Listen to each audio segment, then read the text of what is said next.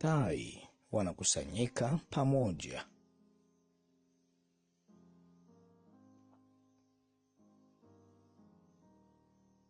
Mnaona, ilianza na kuelewa vibaya kudogo tu kwa neno, na jambo lile lile inaishia vile vile. Mimi binafsi nimekagua toleo la Kiingereza la Message Hub, nami nimegundua maandishi mengi ya jumbe yaliyokosekana na yanayokinzana na kusababisha mkanganyiko mwingi na mivutano miongoni mwa waaminio kote ulimwenguni kupitia nia njema, lakini ikiwapotosha watu. Watafsiri wa Message Hub kwenye app yao, nimegundua kuwa wengine hawana aibu kumfanya nabii aseme mambo ambayo hakusema, baadhi yakiwa dhahiri na mengine yasiyo dhahiri sana. Vyanzo vingine vyote mtandaoni vya mahubiri ya William Branham vimeonekana kupotoshwa, ikiwemo na The Message Hub.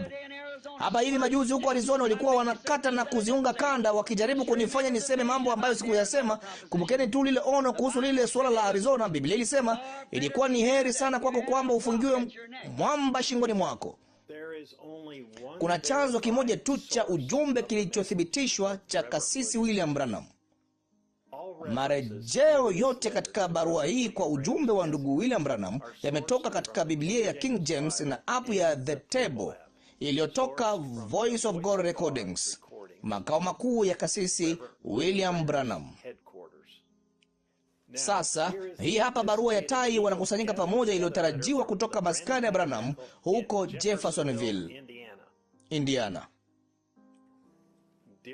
Wapendwa waliouishwa, jinsi gani mioyo yetu ilivyoinuka kama tai wikendi hii ya Pasaka. Siku baada ya siku, upako wake ulizidi kuwa mkubwa. Ushirika, kuzikwa, ukamilifu, kisha kile kilele kikuu alichotujengea ni kuchomoza kwa jua. Utukufu, amefufuka na yuko hai ndani ya kila mmoja wetu. Yeye alikuwa akilifunua neno lake kwa kila mmoja wetu jinsi tusivyowahi kusikia hapo awali. Ule upako ulifurika mioyo yetu. Uwepo wake ulitanda hewa. Ilionekana kana kwamba unyakuo ulikuwa umekaribia.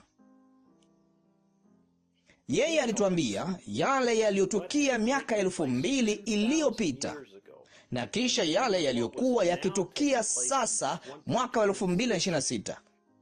Yesu alikuwa chembe ya kwanza ya ngano ya Mungu iliyofufuka kutoka kwa wafu. Yeye alikuwa amefufuliwa na nguvu za Mungu za kuuisha. Mungu alikuwa ameyauisha maisha yake, akamfufua kutoka kwa wafu, naye alikuwa malimbuko ya kwanza ya wale waliolala.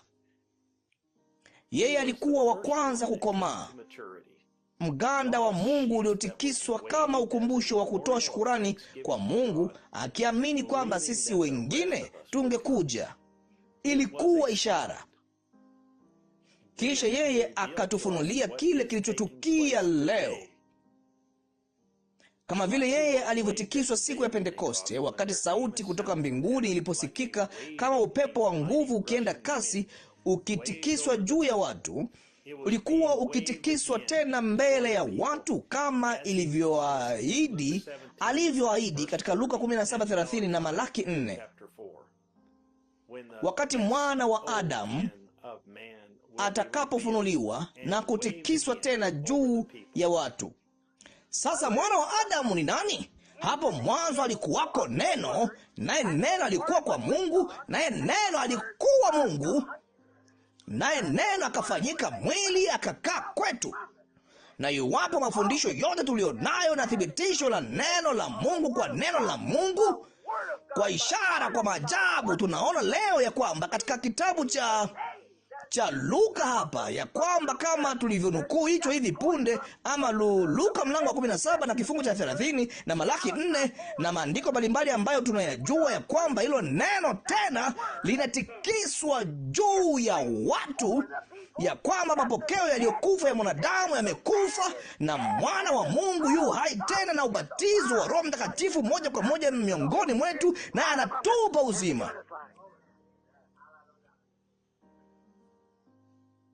Roho Mtakatifu aliendelea kutikisa na kutikisa juu yetu, akifunua na kufunua neno lake, nguvu za utendaji, mitambo, nguvu za kuuisha.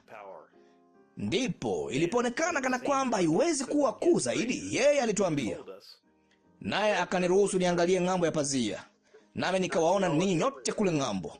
Wote uliowahi kupenda na wote waliowahi kukupenda umepewa wewe. Naona niliwaona hao kila mahali pale namna hiyo. Ilikuwa nini? Nguvu za kuuisha. Yeye alituona sisi kule ng'ambo ya pazia la wakati. Tulikuwa kule pamoja naye.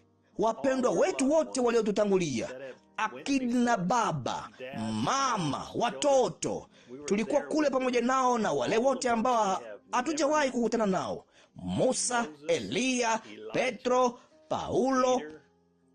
Tulikuwa sote kule pamoja.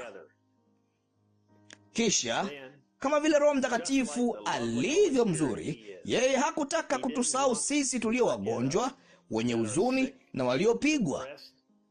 Kwa hivyo yeye alijitikisa mwenyewe juu yetu tena, ili kila mtu aponywe chochote kile tulichokuwa na haja nacho. Watu hawa ambao ni raia wenza wa ufalme, mmiliki wa nguvu za kuuisha, liuisha kwao Bwana sasa hivi. Pia naomba Roho aende kutoka tai hadi tai, kutoka kwenye neno hadi neno, mpaka utimilifu wa Yesu Kristo udhihirishwe katika kila mmoja wa hiyo miili, kwa ajili ya haja za kimwili, za kiroho, ama haja zozote walizonazo, tunapowekeana mikono sisi kwa sisi katika jina la Yesu Kristo. Neno hilo, sauti hiyo, kila kitu tunachokihitaji kiko kwenye kanda.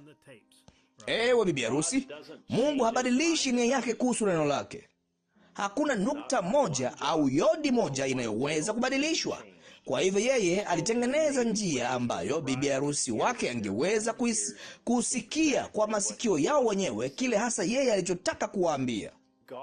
Mungu amenena na bibi harusi wake na kufunua kila kitu. Kimerekodiwa. Bibi harusi lazima aje kwa bwana harusi. Hiyo ndiyo njia yake kamilifu iliyoandaliwa, ambayo imetengenezwa kwa ajili ya siku hii. Ni Bwana asema hivi. Je, Mungu badilisha nia yake kuhusu neno lake? Hapana. Yeye anayo mapenzi makamilifu na mapenzi ya kuruhusia. Bibi harusi yambidi awe katika mapenzi yake makamilifu. Hakuna mapenzi yaliyo makamilifu zaidi au mahali pakamilifu kuliko kuisikia sauti ya Mungu moja kwa moja kutoka kwa Mungu mwenyewe.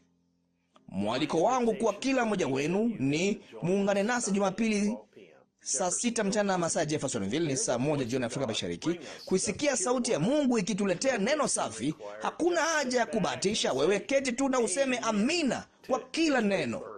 Hakuna mahali pengine hilo linaweza kufanywa ila kwa kubonyeza play.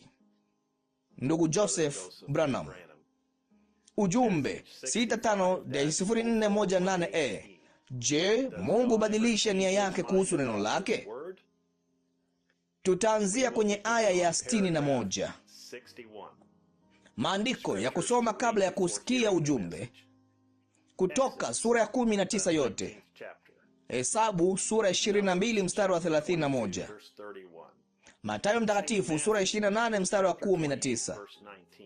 Luka sura ya 17 mstari wa 30. Ufunuo sura ya 17 yote.